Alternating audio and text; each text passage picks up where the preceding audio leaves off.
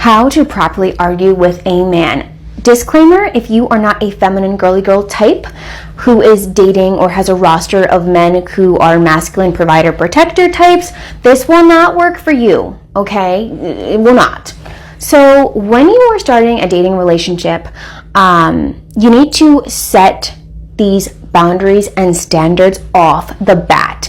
If you don't, how you start is going to set the tone for the rest of the time that you are getting to know each other, okay? So let's say Ryan, I don't know, Chad, he is talking to you and about something that happened or something he didn't like, and he is addressing you, and the tone is a little questionable, it's a bit condescending. You can kind of tell the tone is climbing, or the volume is climbing, and you just feel uncomfortable. Now, you're not going to respond with aggression. What you're going to do, you're going to respond with softness. That's tactic number one. You're going to respond with softness. You're going to look at him and play stupid. Listen to me. Play stupid. I'm sorry, like, were you talking to me? Like, I'm just a little confused. Like, once he starts, play that card. Me? Are you talking to me? That's so weird. I swear you were talking to somebody else, because you've never spoken to me like that, and I'm not used to that, and that's really scary. And I don't like that. So, do you want to try again? Okay, do that. That'll check him right there. Without being aggressive, we don't have to throw these dang signs, and we don't have to do all that. That's ghetto. No. Be controlled. Have emotional control. Figure it out. Okay? Number two.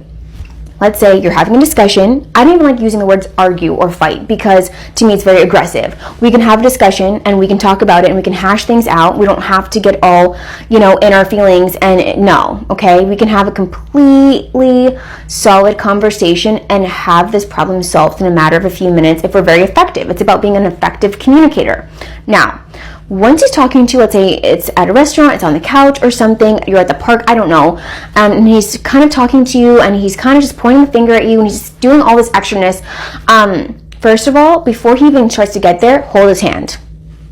And look at him sweetly, smile, nod your head, call him baby, brush his hair, touch him, okay? Physical touch is going to break him down. It's going to break him down, okay? All of a sudden, his voice gets softer. All of a sudden, all the heat, all the passion that he wanted to give you and all the stuff towards the argument all of a sudden dies down, okay? Try these. These work. Once again, listen to my disclaimer, all right? There's no reason, ladies, to be losing in this department when you have your girly girls tactics and ways.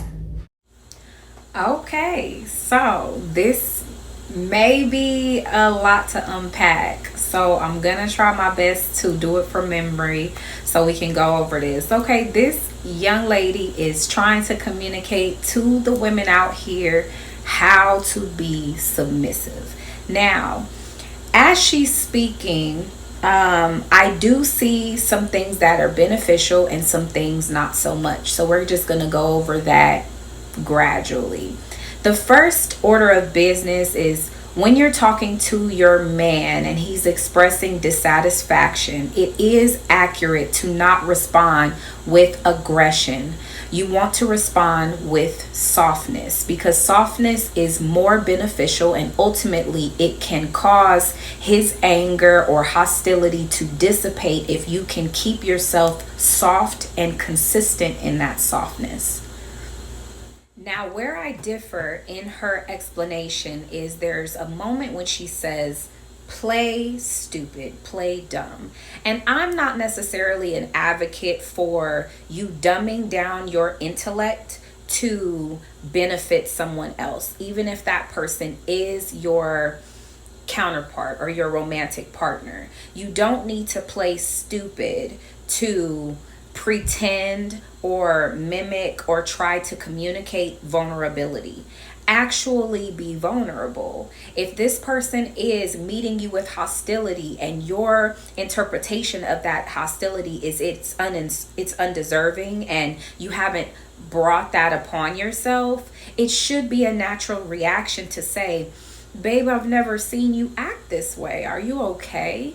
Instead of and this whole dramatic thing and then following it up with, do you want to try it again? I'm sorry, but my interpretation of that, and I feel any man's interpretation with that, it sounds condescending. It sounds like you're trying to be antagonistic. And it even sounds like a lot of sarcasm underlining that pretend to play stupid or pretend to play dumb. It really sounds like you're trying to be funny. And if a man were to react badly to something like that, he wouldn't necessarily be wrong, because that entire example, it sounds a little sweet, but then it kind of doesn't. It sounds real nice, nasty. And you want to be genuine with your partner and be soft towards him. He genuinely has a concern and something is bothering his heart. Why do you need to meet that with sarcasm and trying to check him on top of that? Ladies, I get it.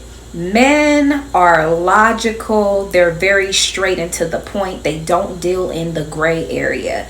And the gray area typically is a woman's playground. So you have to take smaller steps when it comes to trying to bridge the gap between your area of communication and his area of communication.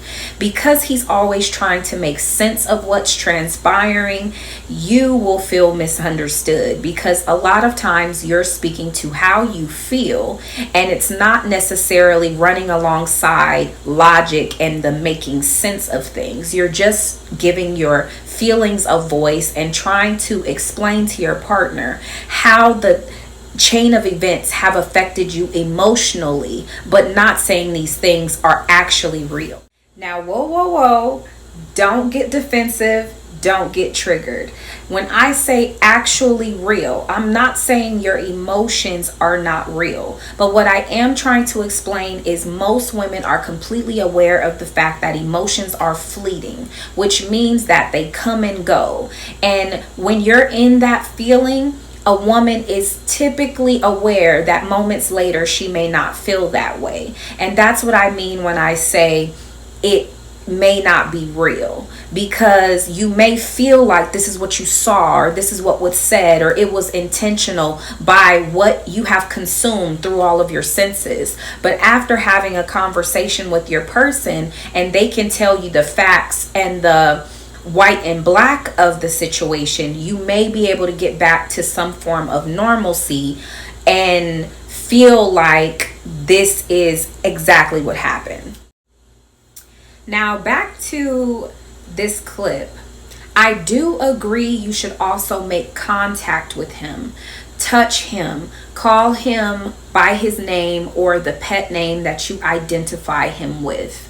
Make sure you're making eye contact and sitting close to him. Those things communicate love. They communicate vulnerability. They also let him know that your guard is not up and you're not being defensive. So he doesn't feel attacked. Well, he shouldn't feel attacked, as long as your body language suggests that you're open, you're receptive, and you're full of compassion, understanding, and love. When you feel attacked by your partner, whether it be their harsh words or maybe you misinterpreted something that was said, you immediately change your body language to distance and clinging to yourself, and it creates a wedge between you and your partner.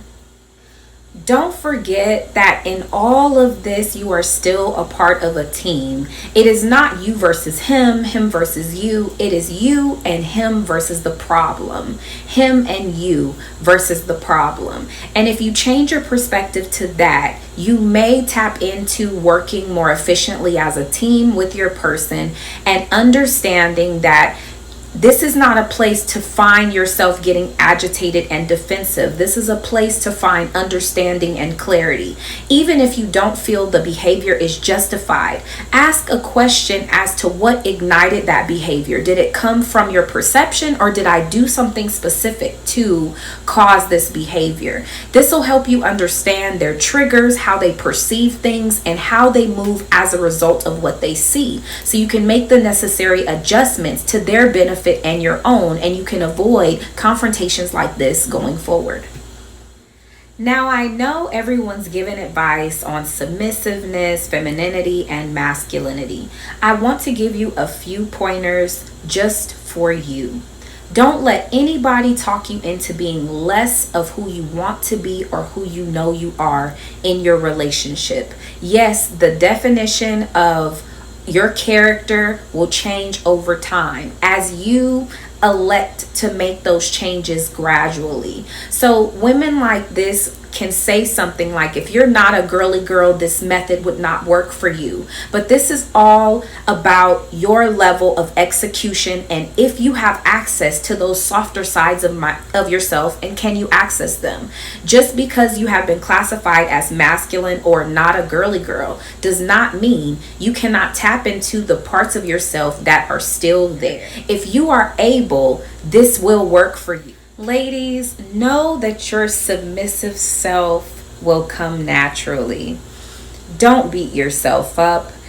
If you have not openly and naturally tapped into your submission, it is because more than likely you don't feel safe and you don't feel like you can trust the space that you're being exposed to. So trust your instincts. Your body, your spirit, everything that's going on inside of you will let you know when that is time. And you will naturally feel like you no longer need the walls. You no longer need to protect yourself any longer. And it's okay if you would like to for yourself, wait till that happens naturally. You don't need to force it. That will always be a part of you regardless of who you are showing people today. And just know, everyone has their own interpretation of being submissive. You have to find the masculine man that is right for you. Even a masculine woman can be submissive, but her submissive display may not look like the next woman. We are all our own person with our own character. There is no bullet point directions to tell you how to be feminine, but be soft, be nice, be loving, and you will see that that will create a different response in your partner. And as you play around with that, engage his responses, you'll learn what works for him and you'll learn what's comfortable for you. Don't let anyone tell you what works for them should work for you. You are your own person. Love him and love him nicely in your way.